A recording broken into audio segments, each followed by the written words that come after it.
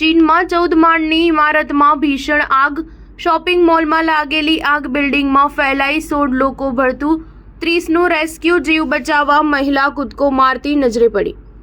ચીનમાં બુધવારે એક મોટી દુર્ઘટના થઈ હતી. ચીનના દક્ષિણ પશ્ચિમ શહેર ઝીગોંગના એક શોપિંગ મોલમાં ભીષણ આગ ફાટી નીકળી હતી, જેમાં 16 લોકોના મોત થયા હતા. ચીનના સરકારી મીડિયા અનુસાર સિચુઆન પ્રાંતના ઝીગોન શહેરમાં 14 માળની ઇમારતમાં આગ લાગી હતી, જેના કારણે અનેક લોકો બિલ્ડિંગની અંદર પણ ફસાઈ ગયા હતા. આ ઘટનાનો એક વિડીયો પણ સામે આવ્યો છે, જેમાં ઇમારતમાંથી કાળો ધુમાડો નીકળતો સ્પષ્ટ જોઈ શકાય છે. તેમજ જીવ બચાવવા એક મહિલા બિલ્ડિંગ પરથી કૂદકો મારવાની કોશિશ કરતી વિડીયોમાં નજર પડે છે.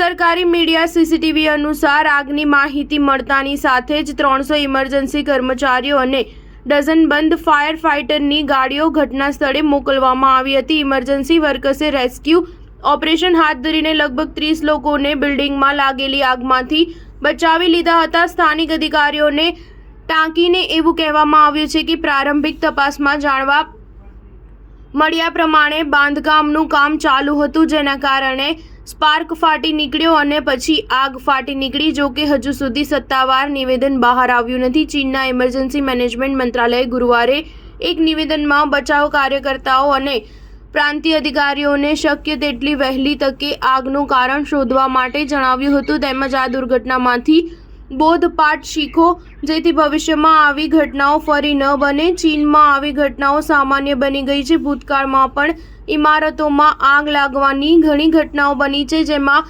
ડઝનેક લોકોના મોત થયા છે. સ્ટાર ન્યૂઝ 7 હંમેશા સચ્ચાઈની સાથે.